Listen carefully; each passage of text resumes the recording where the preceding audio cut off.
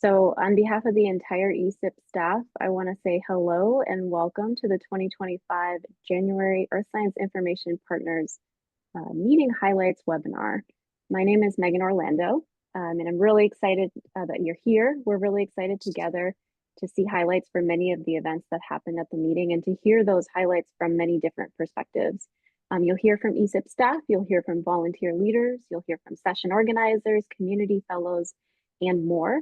And many of the speakers here today, they'll talk about ways that you can get involved in efforts either started or continued at the January meeting. So we hope that by the end of the meeting, you'll be inspired to choose one or two places to jump in wherever it excites you most. This webinar is being recorded, and we will make sure that it is uploaded to our ESIP YouTube channel. If you have questions or comments at any time, we encourage you to utilize the chat, and we encourage our presenters to keep their eyes there to interact with attendees and to share their own questions and comments as well, because you're attendees as well as presenters. Next slide. So ESIP hosts two large conference-style meetings each year. We seem to be skipping a slide, but I'm just going to proceed. And these are in January and July. Thank you, Erin. They're opportunities for individuals and organizations to connect and collaborate across sectors and across the data lifecycle. And this is all part of ESIP's vision, which you see here on this slide, a world where data-driven solutions are a reality for all by making earth science data actionable by all who need them anytime, anywhere. Next slide. And we believe in people, science, and the use of data for good in the world. And our collaborative spirit infuses our community. Sorry, I got confused because I thought we were on the first slide again, but no, this is the right slide. Our collaborative spirit infuses our community with a sense of optimism and purpose, and even in the face of immense challenges, of which there are many. The theme driving the meeting and this year for us is innovation to impact. And in line with this theme, we explored and will continue to explore innovations in the broad realm of making data more discoverable, accessible, and actionable, alongside careful consideration of where and who our work impacts. So the ESIP meeting, which was held online in January, was an opportunity to continue and to accelerate these efforts. And we invite you to join us as we continue on this theme for the coming year and beyond. In terms of the numbers, on the next slide, we had 200 total attendees, including about 55 first-timers. The meeting featured 3 plenary sessions, 23 community-led breakout sessions and workshops. And these sessions collectively featured, I do not have an exact number, but over 75 people who served as either organizers or speakers. So attendees at our ESIP meetings, they really contribute. Today, you'll be hearing from at least 10 of the breakout sessions and a couple of the plenary sessions. So it's not everything, but it's a pretty comprehensive highlights event. So we're, again, glad to have you here for that. On to the next slide, we leveraged a number of different tools to promote collaboration as part of our meeting. And these included Sketch for our online agenda and access to our virtual connection info, Slido for Q&A and polling, Google Suite for collaborative note-taking, and our ESIP Figshare repository, which is our archive of meeting content. Contributed presentations are there now, and we also encourage that more presentations are contributed to that repository for long-term access. And these all have persistent identifiers, which is wonderful. Moving on to the next slide. To access the presentations contributed in the ESIP Figshare repository, you can use this URL on the bottom right. You see that it ends with the ESIP_/Jan25. So that's a nice way to kind of have a little window into what's been contributed there. Most of what you'll see there are the posters that were contributed to the research showcase, and that's content you won't hear much about today. So I highly recommend that you go there and check that out. Maybe one of my colleagues can grab that URL and paste it in the chat, or we'll make sure it's circulated afterwards. You can also find and access content at the Sketch site. So there we link to the YouTube playlist that has all the recordings from the meeting. You can also get to the Google Drive folder that contains the meeting notes from all of our sessions.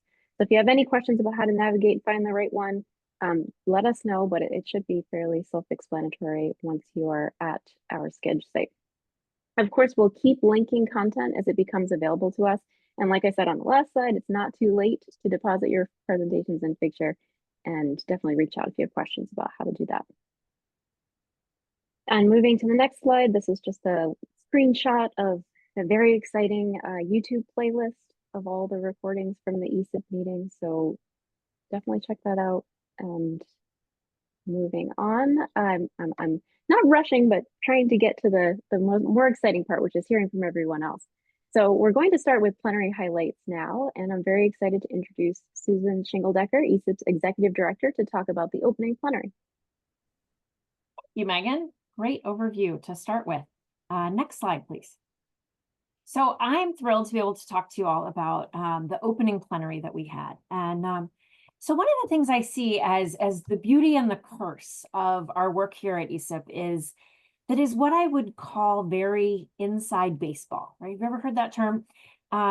It's often very specific, and it's only known and understood by a very few, very special technical people, you all, right? And I often hear a desire to expand our network and expand our reach and to have more connection with users and more user engagement and talking with people who are using the data that the ESIP community so carefully stewards. And so that was why I was thrilled to have for our opening plenary, Casey Richards with the American Red Cross. The American Red Cross has been an organization that's been on my list for a while now, of a group that, how do they use data, and how, like, with their huge mission, what data are they using? And I just really wondered about that. So her session was titled Data Enhanced Decisions, Data in the Disaster Response Cycle.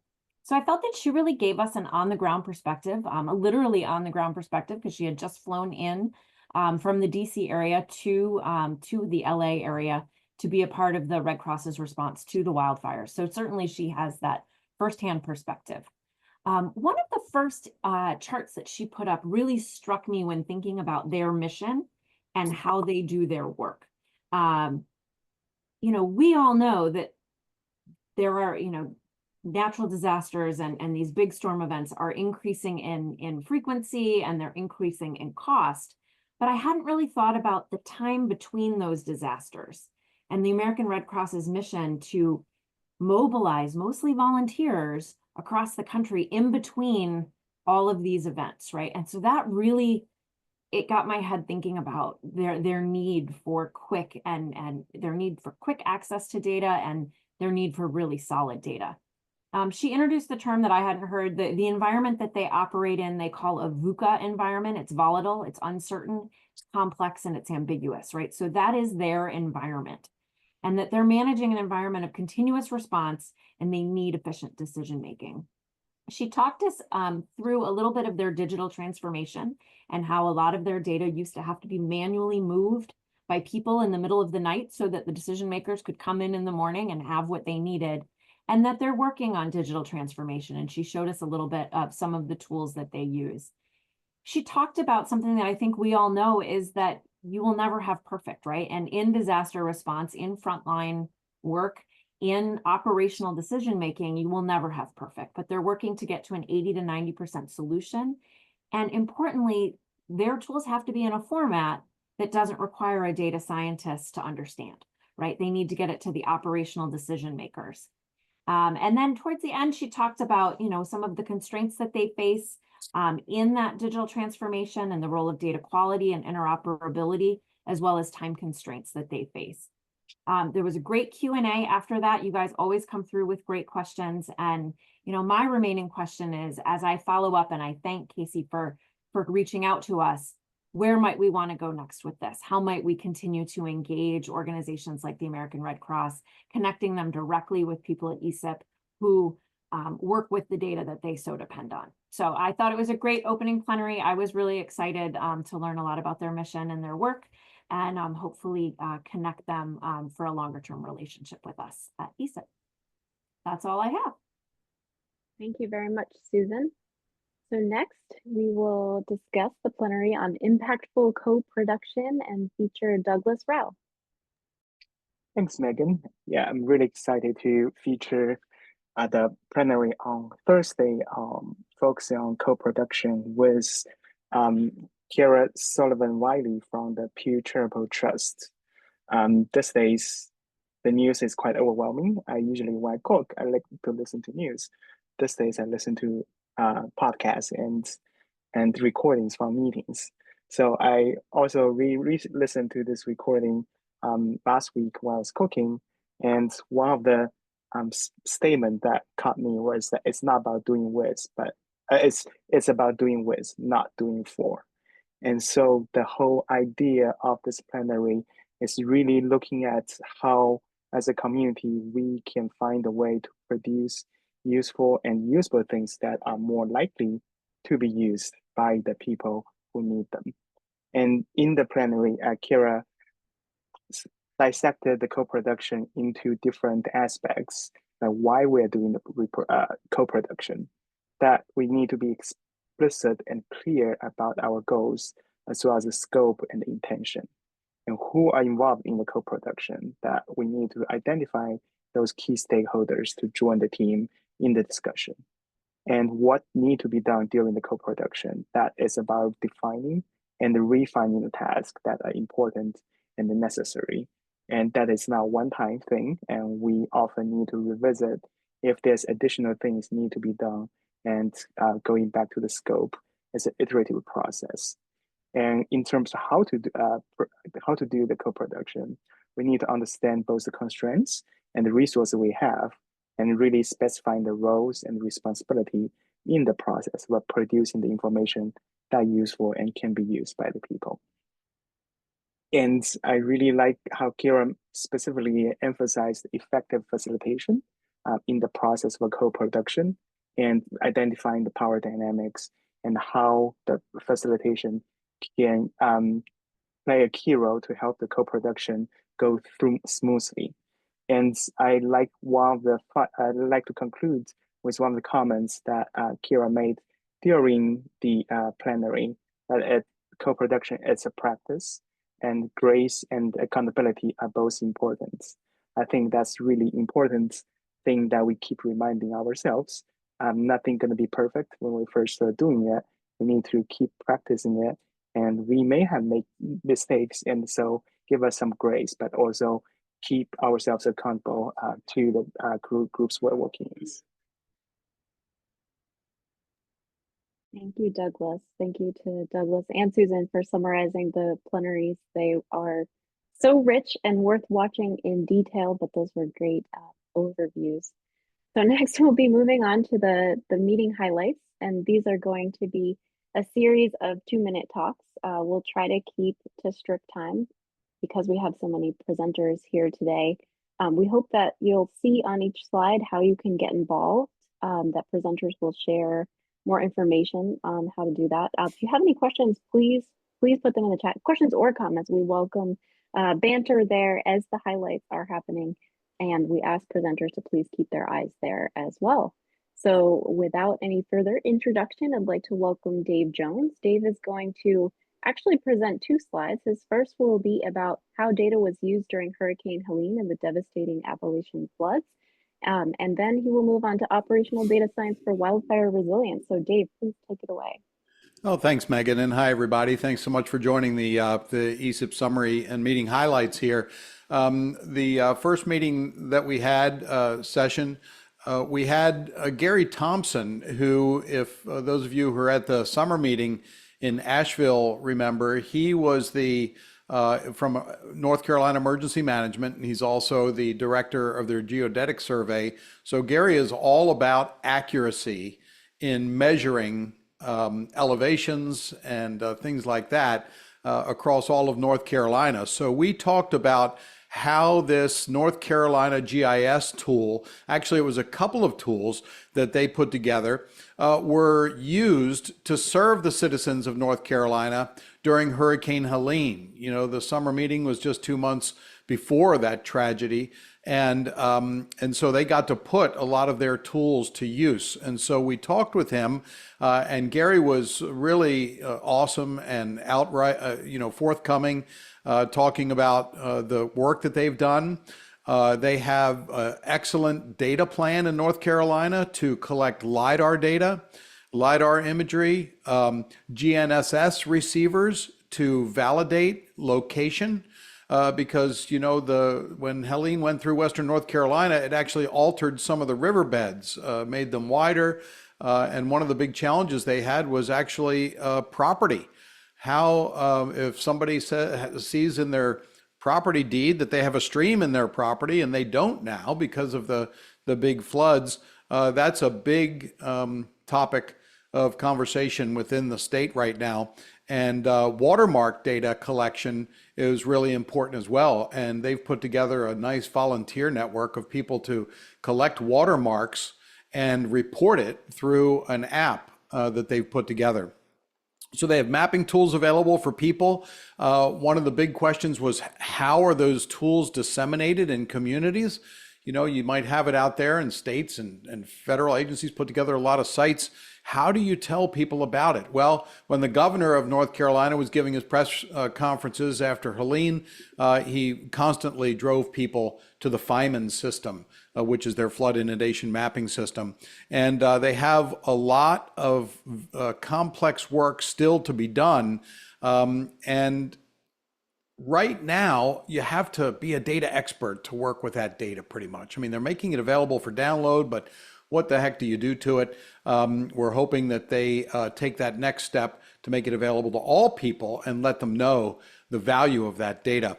And that image on the right is just an example of one of the visualizations we used in one of our YouTube updates for the All Hazards Consortium, showing where flooding was happening. So it was a great session. We really appreciate Gary coming on board with us again, 2 meetings in a row. Okay, the next one I'll talk about is the operational data science for wildfires, and that meeting was great. Tim led that meeting for us, and he was looks like an expert on using the Miro board, which is great. We've used it in the past in ESIP, but we talked about wildfire resilience and what practitioners are using or have used in the past to improve wildfire resilience and data systems. So the Miro board on the right this is just one little screen capture on what should we focus on, what directions, because there are so many. I mean, wildfires are breaking out all over the West. We certainly had those terrible wildfires in Los Angeles that destroyed hundreds of thousands of structures, damage in the billions of dollars. But the proliferation of new tools is out there, and it offers both challenges and opportunities. So it's really about getting trained and understanding the benefits of these tools so we can put them into resilience operations, basically. The adoption of information systems by communities requires really thoughtful transfer because you can't deliver high-tech interfaces with complex data. We've talked about that a lot in the wildfire cluster, how we can deliver useful decision-making information from trusted sources into communities. And it's something that is so desperately needed, but something that is way underfunded, frankly, within many of the agencies and organizations about that gap, that research to operation gap, making data available for communities. So the Miro board is great. The links are right there. Douglas Rao is a co-chair, and myself as well. Please join our calls. It's the second Thursday of every month at 4 p.m. Eastern. Links are there, and be happy to answer any questions in the chat. Thanks. Thank you very much, Dave. And that was a nice reminder that Miro boards were leveraged in a nice way by several sessions at the meeting. There's a lot to review, and there are still opportunities to contribute to those in many cases. So that's great. Next up, we will feature Kyla Richards talking about using GitHub for collaborative review of the Biological Data Standards Primer Guidelines. Hello, yes. So the Biological Data Standards Cluster gave a presentation using GitHub to get some feedback on our biological data primer guidelines we've been working on. So this was kind of a demo in hopes that we would get more participation and some feedback on what we've done so far. So some takeaways that we got from this was we found it's really would be important for us to break this down into smaller tasks in kind of getting these guidelines to the finish line. We got a lot of collaboration, and we heard from other people that this is a great resource, and some people thought maybe they could implement it in their own sort of work. And we want to share our best practices with the biological data standards cluster on March 6th. So if anyone in this meeting is willing and able, we'd appreciate some feedback in GitHub. And yes, I can put the links to that in the chat, and there's a link here on how to get more information about what the biological data standards cluster is working on. So thank you. Thank you very much, Kala. I think it's been great how the cluster has leveraged GitHub, and look forward to learning more from you all. Next, we will feature Erin Freeze, ESIP's Technical Community Manager. Erin will be talking about the session Data Democracy, Empowering Everyone with Our Data, Tools, and Services. Yeah, so this was not an ESIP focus session. This was part of my work previously with the LP DAC and my collaborations with Earth Data and some other partners. Really, the core theme that kind of came across in this session was inclusivity, collaboration, and addressing user needs and challenges, as well as encouraging open science practices. And really, what was highlighted wasn't necessarily our data, but just the way that Earth Data and others are approaching how they are trying to make data and tools and services more accessible to users, so that we can get more people using those NASA data assets. Some of the takeaways are to prioritize. These kind of come from efforts that target maybe historically under-included communities, tribal communities. And so the lessons learned coming out of those were presented. Prioritizing inclusivity and collaboration is important to just understand that you are not just kind of presenting or promoting to the normal crowd that would typically have access, understand how to work with those data. We're targeting communities that don't typically have the expertise in those spaces. We're trying to gather information about user needs. Where are the snags and what are the barriers to working with those data and services, and trying to remove those. We noticed that, at least in my experience, a one-size-fits-all strategy has limitations. It's great to make a resource that's reused multiple times, but in some scenarios, you definitely need to be focused on that community that you're targeting so that you can make use cases that are pertinent to them. Promoting open science principles not only is just a nice little thing to say, it is important in kind of making, sorry about my dog is having a fit. Being inclusive and making things open to the entire community and not just a few who know what's going on. There was a push for capacity building and supporting the community and growing those communities. And so there's a lot of kind of being included in those communities and just kind of providing the support that's needed to help build capacity in those spaces. Ensuring that data is not only accessible, but also interoperable, not necessarily from a data to data standpoint, but is that data accessible from the programs that you would expect available in GIS? Is it readable, I guess, from a GIS easily? And then also practicing listening, being there to listen, not to just tell people what to do, and understand that there's a cultural component to some of these outreach activities that needs to be considered, or else there will be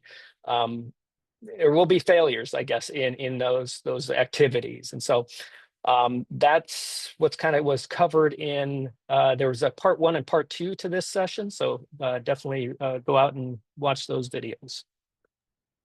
Thank you very much for that overview, Erin. And just as a quick aside, pets are welcome at ESIP meetings, so that's very realistic.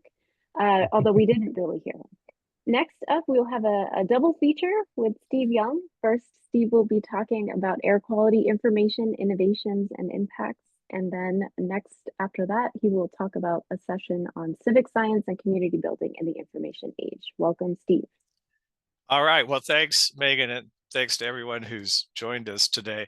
So we had a session on air quality, and just as a reminder, it's an enormous global issue, poor air quality, and the estimates are that globally, over 7 million people suffer premature deaths due to poor air quality. We're seeing tremendous increases in the data available, including some very important satellite-based platforms, and also low-cost sensors like Purple Air that are in situ, that are providing more data.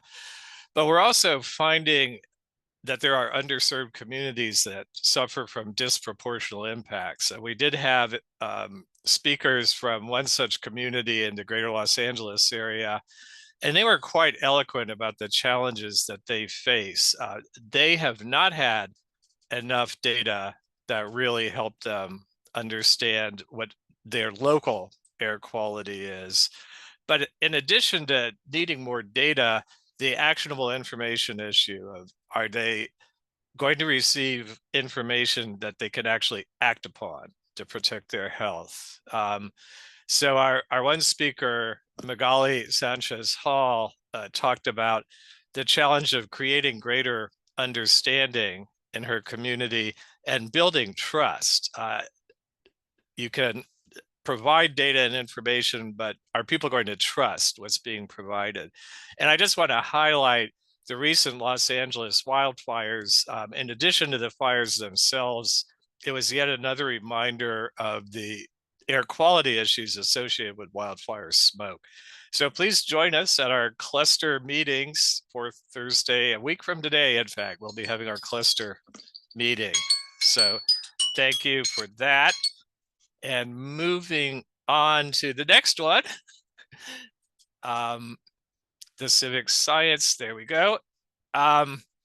So this was kind of a fun session, and we suggested civic science as an alternative term for citizen science, community science, participatory science, many multi-syllabic terms. Civic science is maybe a little bit shorter and sweeter, but it's that basic idea of engaging more people in contributing science. And there are quite a few examples of relevant efforts that pertain to earth science. You know, so some really cool work going on all over the place. We began to kind of focus in on biodiversity. And biodiversity basically pretty much touches every aspect of earth science. So it's a great domain to look at. And we highlighted the iNaturalist effort, which is shown as a link here. And iNaturalist is pretty amazing. Millions of people are contributing observations of biodiversity. Many of those observations are research grade. And so data from iNaturalist are being used in many dozens of scientific publications. The community is learning a lot more about what organisms exist where, especially in an age of climate change, to be able to see the movements of organisms, changes in phenology, the timing, really amazing stuff. So I would highly recommend that you investigate if you're not already familiar with some of these. We do not have a cluster, but if you have ideas, if you're interested and you'd like to hear more, I'd encourage you to reach out to me by my email that's up here, frasmo@gmail.com, and we'll explore ideas for the summer session. And finally, in the lower right, that's the ESIP beetle that showed up during one of the sessions in summer.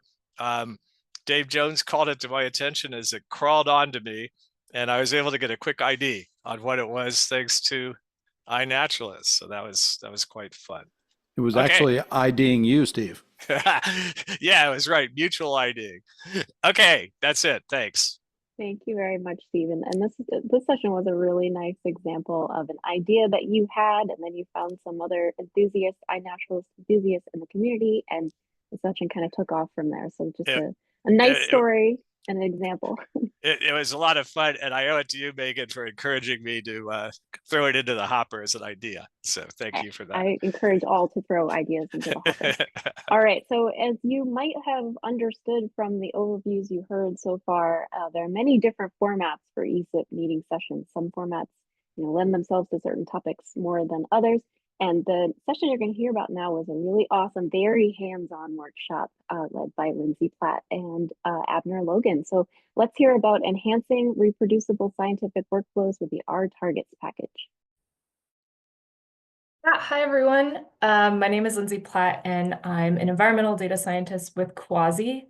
And this is my first ESIP meeting. I was one of those 55 newbies, and it was really, really fun.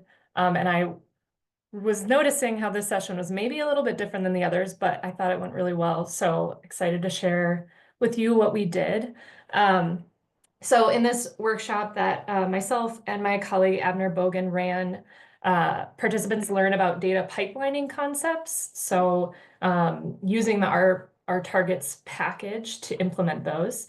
So we were able to explore example code together. Participants could have downloaded all of the materials and run the code alongside the instructors, or they had the option to just watch our screens and kind of follow along passively and maybe later pick up the code examples.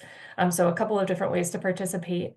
And the key takeaways from the workshop, which is generally just me advertising the targets package, are that targets can enhance reproducibility of your scientific analyses by incorporating what's called dependency management into your workflows.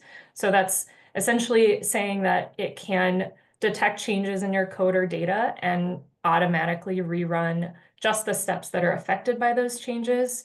So when you automate this process, which is usually something you as the researcher is kind of keeping track of, targets can speed up your run times. It can really streamline your iteration if you wanted to try different modeling input parameters or filtering steps. And it's ensuring that any of the modifications that you're making are correctly propagated throughout your entire workflow. So because of how targets is written, it's structured in a way that is very clear and organized and modular. And I have found that it very much simplifies the process of eventually writing your methods into the methods section for your manuscripts. So it's reduced my time from like reconstructing and trying to remember all of the steps that I've done in the analysis when it comes to time to writing the paper. And then lastly, I just wanted to point out that we are working on turning this workshop into a tutorial for the ESIP blog.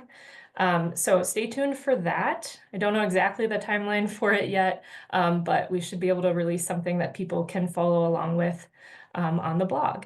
And if you're interested in building more efficient and reproducible workflows, in R, targets is the way that I would recommend doing that. But just know that it's not an R specific thing.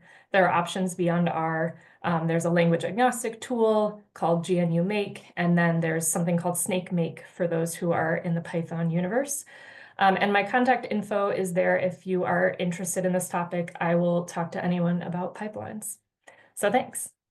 Thank you very much, Lindsay. And I called out the session format because I just thought it was awesome and so practical, and we need more sessions like that. So I did not mean to highlight the difference, but especially celebrate the efforts you put in, and definitely looking forward to the tutorial that you referenced as well. So moving on, we will be talking about the Geodata for Health session, and I have promised Ann Besson, who organized this session, that I would do my best to represent it, but please direct any questions to her. This session was held to discuss a new cluster that has been proposed and is being stood up in ESIP. And the main thrust of this is that the geoinformatics and bioinformatics communities use standards and infrastructure that don't always align with each other. And therefore, we have another data integration challenge. The cluster is looking to address these challenges by bringing together these groups. And the session was aimed at drawing interest and trying to see what specific areas of interest there are, and struggled a little bit because her federal partners were not able to participate in the session, but hopefully in the future they will be. There were a lot of folks excited about this cluster being stood up, and a lot of folks who didn't know a lot about the topic, but really with a strong desire to learn more about the challenges specific to this area, and especially eager to work on building standards and pipelines to supporting actionable geodata for health. So a lot left to be decided about specific next steps, but there's a mailing list you can join, and we're really excited for this cluster to come on board. Now we will move to the next presentation, which is on context matters, defining AI readiness checklist for geoscience use cases, and we'll welcome back ESIP VP and Data Readiness Cluster Leader, Douglas Rao. Thanks, Megan. Yeah, in January, the cluster really looking at how can we gather more community input to improve the guidelines that's been produced by the cluster, the AI readiness checklist. And with that, there's some of the key takeaways from 3 speakers as well as discussion following afterwards, that we have produced this AI readiness checklist that through ESIP for more than a year now. It really helps data managers and producers to evaluate the current data production and management practices, and there were areas have been identified as areas for them to improve. That is one of the good feedback we have heard so far about our checklist. And one of the speaker specifically emphasized that modern and easy to use data tools and softwares can be really beneficiary to both fair and open data, especially for the AI and other application development processes, as more and more app development and data use have been gradually transitioned into the cloud computing platforms. And we have heard from the community that people want to see a catalog of the existing assessments of AI-ready data from different areas that can really benefit the community for further engagement, understand what the assessment is about and how those can be further improved. And one of the questions still remains is how can we address those specialized use cases that make it more relevant for the AI and machine learning practitioners. And I want to highlight one of the presenter from the UK Met Office, what they have been thinking about to embedding the AI-ready data in their working environments and the teams is that first of all, is raise awareness of the AI readiness about those data, and then providing training and developing tools to support the improvement of the data for AI application development process, and generating those guiding practices to make sure the data producers as well as the data managers can think constantly about those. And we have our next meeting coming up on Tuesday at 1 p.m. Eastern Time. Thank you. Thank you, Douglas. So moving on, we will discuss the session Realizing Practical Earth AI, a case study of building a flooding dashboard in Central Appalachia, and next paper idea. And we welcome Joshmitha Reddy Paturi to present that. Hello everyone. My name is Joshmitha and I'll be talking about the highlights of our very insightful machine learning cluster meeting that we had, where we discussed about the practical applications of artificial intelligence in earth science and a case study on the generative AI flooding dashboard for Central Appalachia. This meeting was led by Dr. Seheng Sun, Dr. Kian Hyung, and Dr. Theo Hu, who guided us through the capabilities and development of the AI-enhanced dashboard. This tool is crucial for our ongoing efforts to better manage and respond to frequent and severe flooding in the region. One of the main outcomes of our discussion was the technological impact of generative AI. This technology has revolutionized the way we collect and integrate data from multiple sources, making the process of developing and maintaining the dashboard much more efficient. We also delved into the role of generative AI in shaping policies and strategies that enhance our resilience against disasters. The insights gathered are vital for informing policy decisions that protect vulnerable communities and ensure that they are better prepared for future events. A significant part of our meeting was focused on the importance of community engagement.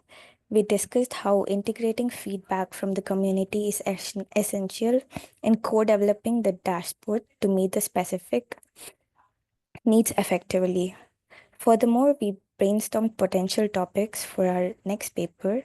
We were excited about exploring areas such as physics-informed AI and AI-enhanced numerical models, which hold great promise for advancing our understanding and application of AI in earth science.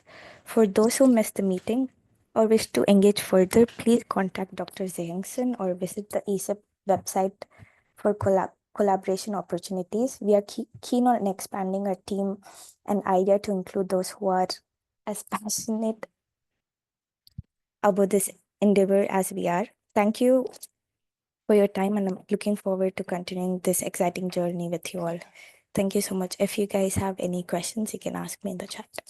Yes, it looks like you already have a question in the chat. So thank you for that awesome overview. Really excited to see where the machine learning cluster goes next. So now I will pass it to Kirsten Leonard, who will be discussing the session From Vision to Action, Globally Networking Geoscience Data Repositories to Advance Coordination, Complementarity, Interoperability, and Sustainability. A lot of words. Yeah, thanks. And I see that my colleague Leslie Wyborn from Australia has actually joined at a terribly early hour in Australia, and hopefully she can also help me along with this presentation. So this session was created, the idea for this session was created at the COPTES meeting, at the AGU fall meeting. And for those of you who are not familiar with COPTES, it is the Coalition for Publishing Data in the Earth and Space Sciences, and is an ESIP cluster that acts as a forum and for coordinating activities and addressing issues in the interaction between publishers, editors, and data repositories. The discussions at AGU revolved around, collaboration, networking of repositories to do a better job with being, as in the title it shows, to being complementary, to being interoperable, and having consistent practices and protocols for data curation and so on. So we set up this session to discuss how repositories can potentially form global geoscience networks or participate in existing networks, and what the drivers behind forming those networks would be. We had a few talks in the session, on the one hand highlighting some networks that are currently not really operating, but have been formed in Europe and in Australia. And we also had presentations about common challenges across repositories, particularly pertaining to data citation and in the context of COPTES, in the aligning of workflows in publishing data through repositories that are part of publications. We had 40 participants, so really well-attended session. We had activities on the Miro board, and we had 3 breakout groups that discussed different topics. And Leslie has here, she actually put together this slide, so I don't want to take the credit for this. We had a number of takeaways from these breakout sessions. Interestingly enough, what was brought up about forming global networks is that there are already existing networks through DataCite, through Crossref, and how we should better interact and take advantage of these existing networks to address issues that are common, challenges that are common across repositories. A big challenge was identify this really that conflict or competition between domain repositories and generalist repositories, and how a greater collaboration between the domain repositories and the generalist repositories could advance practices and use of all the infrastructure that's out there. And getting back to that issue of data citation, that was clearly one of the big problems for many repositories. We played with the idea to run a repositories hackathon to share the work on citation and reference managers. So everything that happened at this session will be a bit analyzed and discussed further at the next Coptus meeting, which is on March 5 at 5 o'clock in the afternoon Eastern time. I think that's it. Leslie, do you have anything to contribute? Nah, you've done a brilliant job. Better than I could because I'm not fully awake. Well, thank you very much, Kirsten, and thank you, Leslie. We really appreciate having you. We really thank all of our session speakers. And I want to move on now to one of my favorite parts of this webinar, which is when we hear from our community fellows. We have 3 of them with us today, and they've been charged with helping us to see the meeting through their unique eyes, however they choose to interpret that. So first up, are going to hear from Bolivar.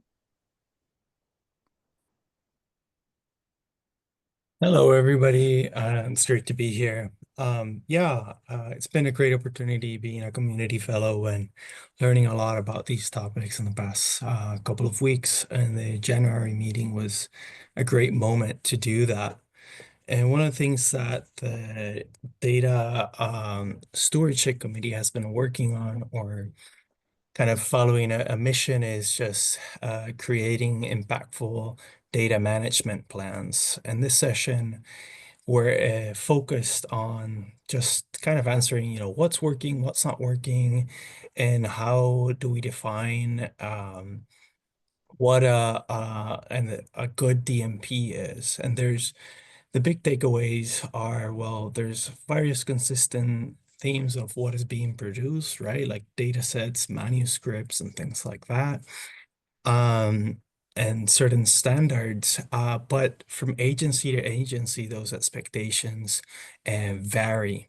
And it's just unclear, and it changes throughout the years. So DMP from 5 years ago might not be relevant now, and things like that. So one of the things we've done is just kind of shifted from saying, hey, we're going to tell people and agencies what are good best practices, to maybe creating a sort of repository, and this topic of repositories, or guide to good examples of DMPs and exemplary DMPs, as we've been calling them. And for this, I think a couple of days we sent out a general announcement where we've have a little working group within our working group to sort of fine tune these things. And we would love contributions from people in understanding how they're working with DMPs, and if they have good examples of recent DMPs to send it our way.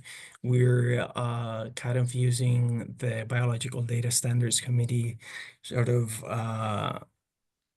a best practices guidebook that they have online as inspiration. So something like that. So yeah, feel free to reach out. We meet the second Monday of each month. To me, I'm the community fellow, but Alicia is the community chairs, and Carolina, Rachel, and Joseph. So thank you. Thank you very much. That's a very exciting initiative that's picking up speed, and exciting to see how one cluster has inspired another collaboration area in terms of how they might work. So moving on to the next presentation, we're going to be hearing from Kelsey. Hi, everyone.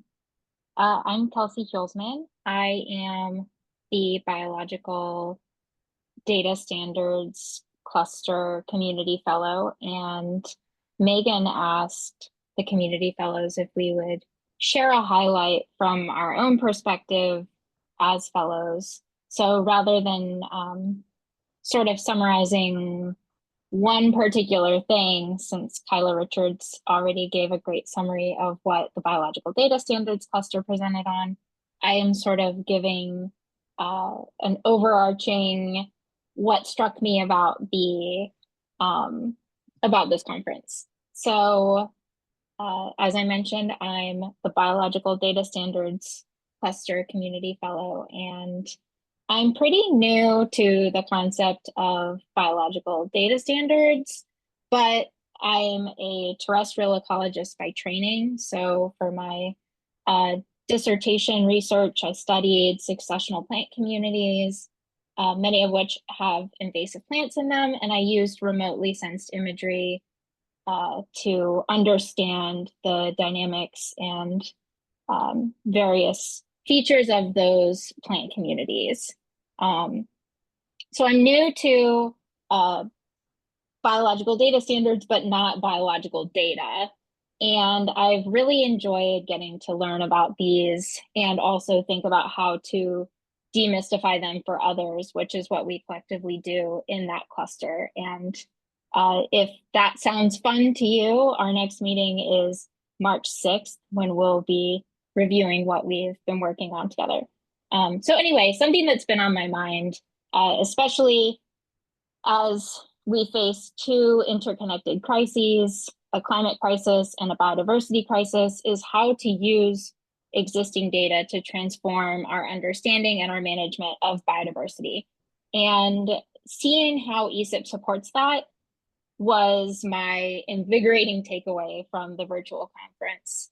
So I'm already aware, and you all probably are too, that there's an abundance of data out there. There's on-the-ground observations from grad students like myself, or from programs like the National Ecological Observatory Network or the Long-Term Ecological Research Network. And then there's also an abundance of aerial imagery from things like satellites to complement it.